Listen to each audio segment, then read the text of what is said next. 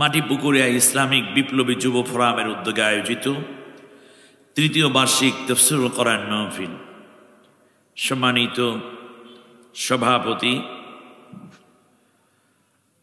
সভাপতিত্ব করছেন হযরতুল আল্লাম বিশিষ্ট সমাজসেবক আলহাজ জয়নুল আবেদিন সাহেব। কোরআনের জন্য আল্লাহ তাকে সুস্থতা ও নেক হায়াত দান করুন বলে আমিন। আয়োজিত এই মাহফিলের সম্মানিত উলামায়ে কেরাম, মঞ্চ এবং ময়দানে বসে থাকা বিভিন্ন মসজিদের খতিব, মুদাররিসিনে কেরাম, হুফাজে কেরাম, বিশেষ করে আমার আগে চমৎকার কথা বলছিলেন যারা হাফেজ ইসরাফিল হোসাইন, করি আবুল খায়ের, হাফেজ ইয়ামিন হোসাইন, হযরত মাওলানা আতিয়ার রহমান সাহেব চমৎকার কথা বলেছেন। হাফেজ হযরত মাওলানা ইসরাফিল হোসেন যশোরী, সকলের কথাগুলো আল্লাহ কবুল করুন। আরও কথা বলেছেন হযরত মাওলানা ইনামুল হাসান বিন নূর। নেক কথাগুলো আল্লাহ আমাদের আমলের জন্য যথেষ্ট করে দিন বলি আমিন। সকলেই ভালো বলেন। ভালো বক্তা হওয়া সহজ, কিন্তু ভালো শ্রোতা হওয়া কঠিন, ঠিক না বলেন? ভালো শ্রোতার দুইটা আলামত বলবো। এক নম্বর হচ্ছে যারাই ওয়াজ করেন, কথা বলেন, সকলের কথাগুলোই তিনি মন দিয়ে শোনেন। এটা হলো ভালো শ্রোতার প্রথম আলামত। দ্বিতীয় আলামত হচ্ছে শেষ না হওয়া পর্যন্ত তিনি ময়দান ছেড়ে চলে যান না, মাহফিল শেষ হয় তারপরে যায়। এই হলো ভালো শ্রোতার বৈশিষ্ট্য। সুবহানাল্লাহ বলেন। বর্তমান সময়ে ময়দানে শ্রোতার অনেক উপস্থিত থাকলেও ভালো শ্রোতার সংখ্যা খুব কম। ময়দানে অনেক বক্তা আসলেও ভালো বক্তার সংখ্যা খুব কম। ভালো শব্দটা যোগ করলে আমাদের অনেকেই ঝরে পড়ি।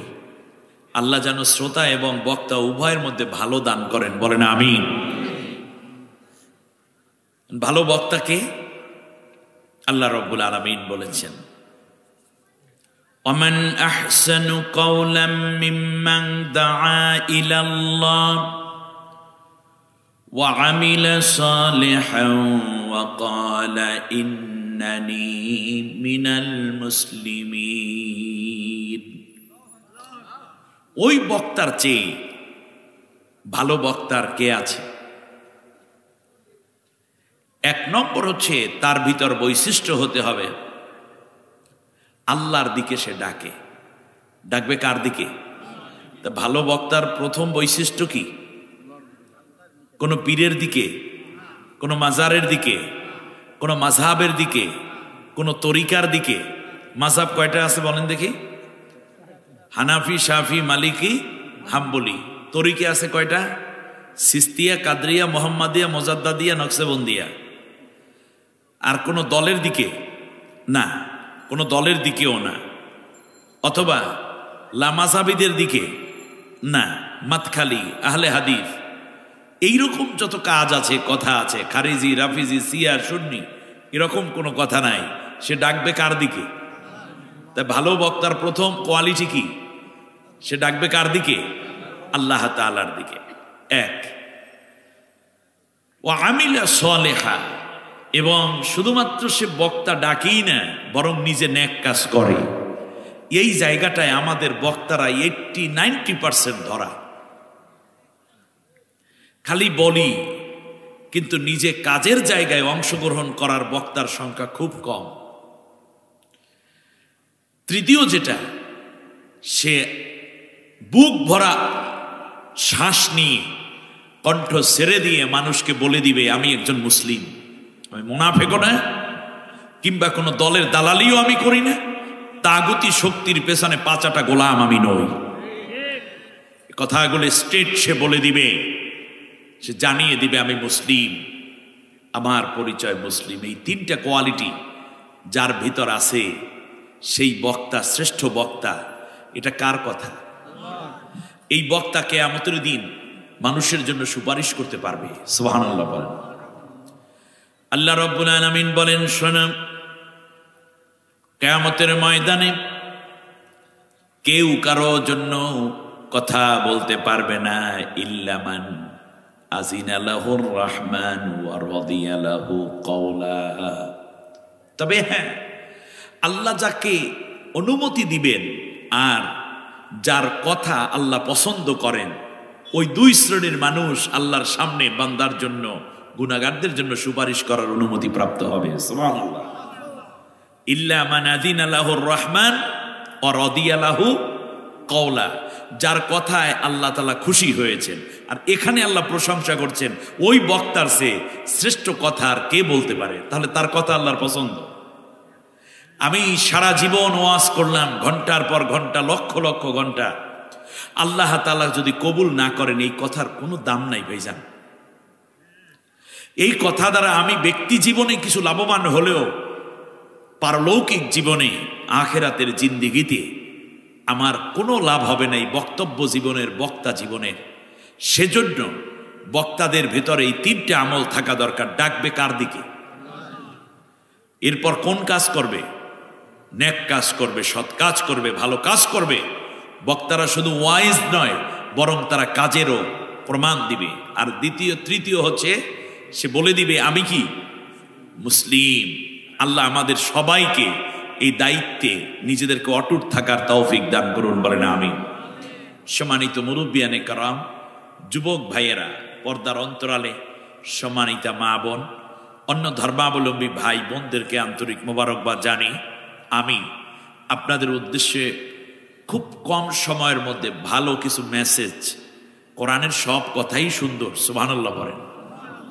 কোরআনের সব কথাই ভালো, কোরআনের সব কথাগুলোই সময়ের প্রয়োজনে বলা হয়েছে।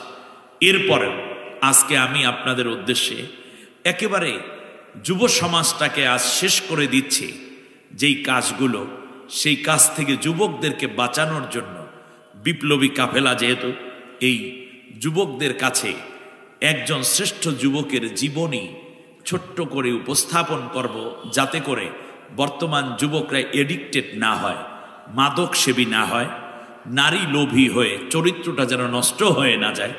আমার যুব সমাজের মধ্যে যে নারীরা আছে, অর্থাৎ যে যুবতী বোনেরা আছে, তারাও যেন তাদের চরিত্র এবং সতীত্বকে ঠিক রেখে তারাও যেন আল্লাহর ওলি সন্তান ধারণ করার যোগ্যতা অর্জন করতে পারে। বীর মুজাহিদ যেন তাদের এই গর্ভে আসতে পারে, যেন তাদের চরিত্র নৈতিকতা হজরতে আসিয়া, হজরতে আয়েশা সিদ্দিকা রাদিয়াল্লাহু আনহা, ফাতেমাতুজ জোহরা, সুমাইয়াদের মতো তৈরি হতে পারে, সেই দিকে খেয়াল রেখে আমি আপনাদের উদ্দেশ্যে আলোচনা পেশ করতে চাই। আমা তাওফীকি ইল্লা বিল্লাহ, রব্বি জিদনি ইলমা। সম্মানিত ভাইয়েরা, আসুন আমরা চলে যাচ্ছি এখন সোজা কোরআনের পাতায়।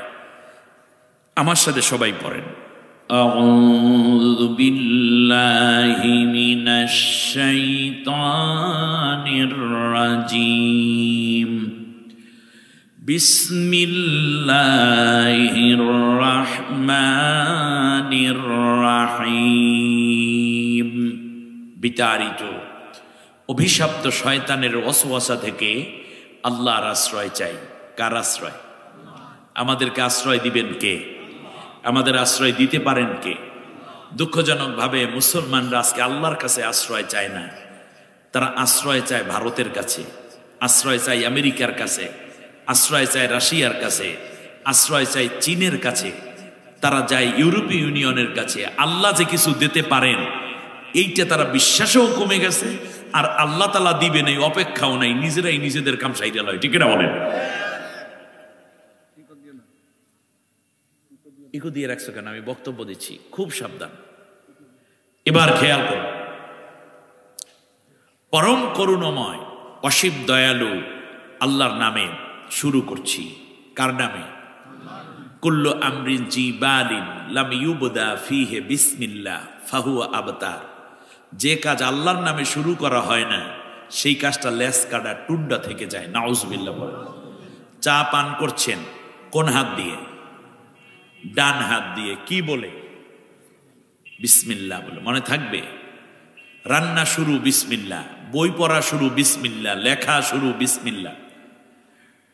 আজকে যে সময় আমি কথা বলছি আগামীকাল থেকে দাখিল সমমানের পরীক্ষা, তার সাথে সাথে এসএসসি পরীক্ষা শুরু হতে যাচ্ছে। স্টুডেন্ট যারা আছো, বিসমিল্লাহির রহমানির রহিম বলে লেখা শুরু করবা, নবীর উপর দুরূদ পড়ে লেখা শুরু করবা। আল্লাহ তাআলা প্রশ্নের জবাবগুলো সহজ করে দিবেন। দেখবে আল্লাহ তোমার জ্ঞান বাড়িয়ে দিয়েছেন।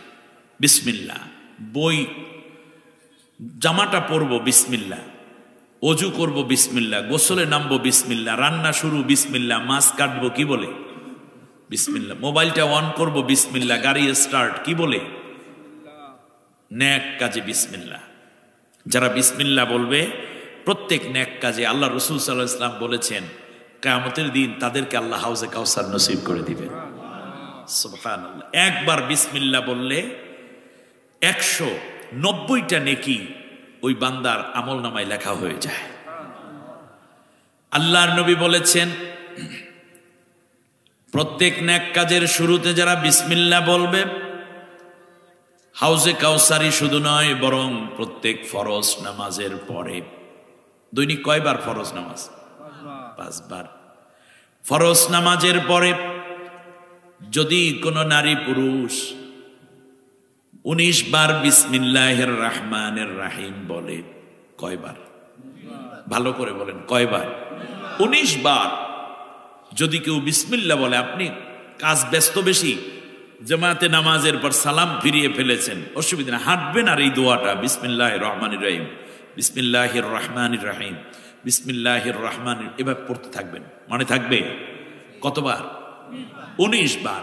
যদি কেউ পড়ে ও আলাইহা 19, আল্লাহ কোরআনের মধ্যে বলেছেন যে আরো আছে জাহান্নামের 19 জন ফেরেশতা পাহারাদার, এই 19 জনের একজনেও আল্লাহর এই বান্দা বান্দিকে গ্রেফতার করতে সাহস করবে না। আমলটা খারাপ না ভালো? এখন কাজে পরিণত করতে হবে, মনে থাকবে। কতবার? কোন নামাজের পরে? না নামাজ না পড়ে খালি 19 বার পড়বেন না, দৈনিক 5 বার নামাজ পড়বেন আর কাজা করবেন না। আর প্রত্যেক ফরজ নামাজের পরে 19 বার বিসমিল্লাহির রহমানির রহিম, বিসমিল্লাহির রহমান এবার পড়বেন।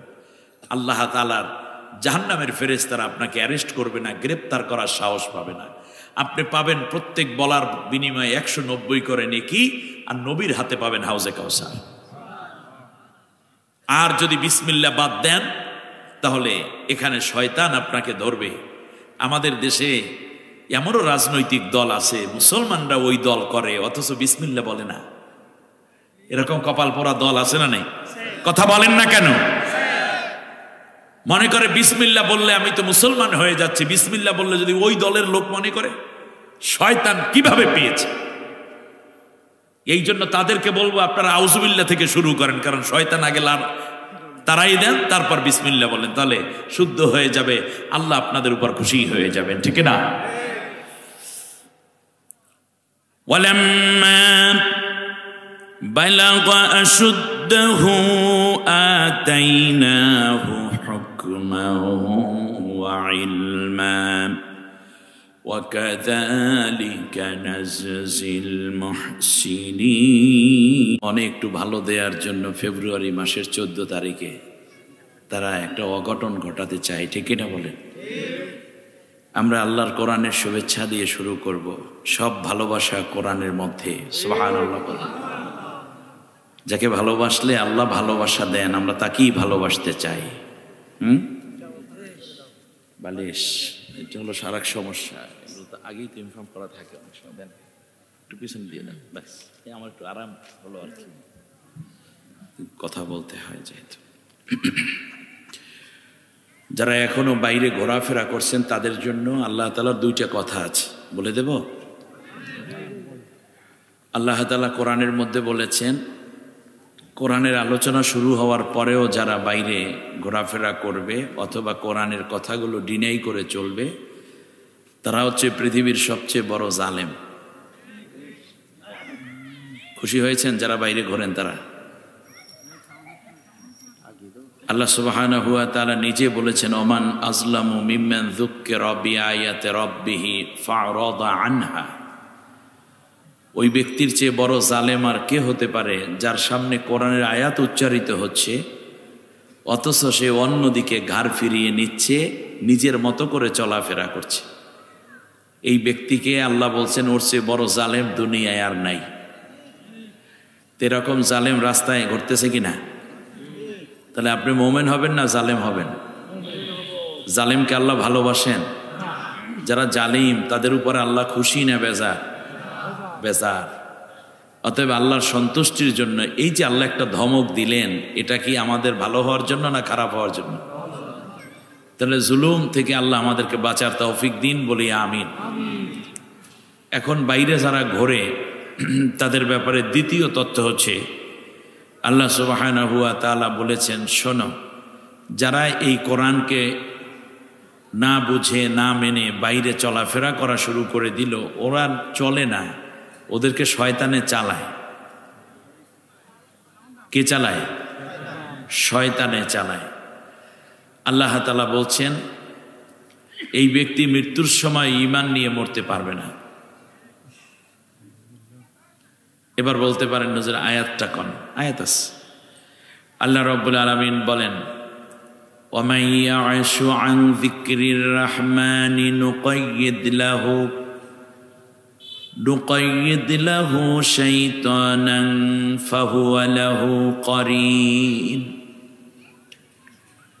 যে ব্যক্তি আমার কোরআনের দাওয়াত পাওয়ার পরে, কোরআনের আহ্বান পাওয়ার পরেও অন্যদিকে মুখ ফিরিয়ে নিবে, তার জন্য একটা শয়তানকে আমি সাথী বানাই দিই। বাইরে যারা আছে তাদেরকে ধরছে কিসে? বলেন, আপনারা তো আমার বন্ধু, আমাকে আপনারা মেহমান করে নিয়ে আসছেন, কিন্তু সত্যটা তো আমার জানিয়ে দেওয়া দরকার, ঠিক না বলেন? যারা বাইরে আছে তাদেরকে ধরছে কিসে? আমার কথা না আল্লাহর কথা? যারা শয়তানে ধরছে সে নিজেও জানে না, আমরাও জানি না, কিন্তু জানেন কে? তো বাইরে যারা ঘুরছে তাদেরকে ধরছে কিসে? শয়তান ধরে কি করে? ফাহুয়া লাহু করিন, সে তার গাইড হয়ে যায়। একটু চা খা, ও চা খায় না, খাওয়ায় কে? শয়তান। ও পানের দোকানে দাঁড়াইয়া রয়নি, বরং পানের দোকান দাঁড় করাইয়ে রেখেছে কে? শয়তানে যা বলে তাই সে শোনে।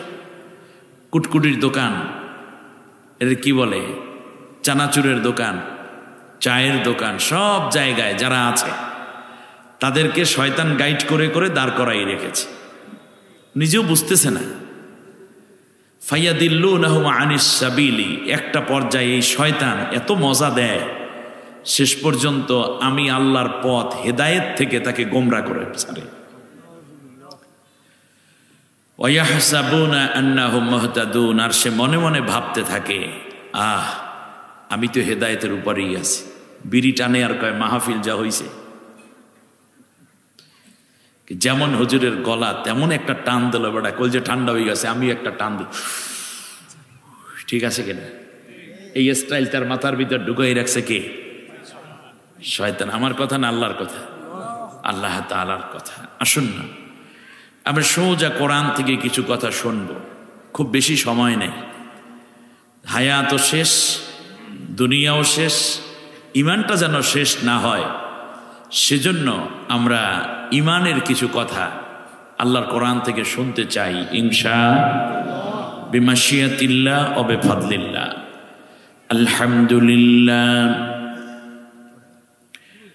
আলহামদুলিল্লাহ নাহমাদুহু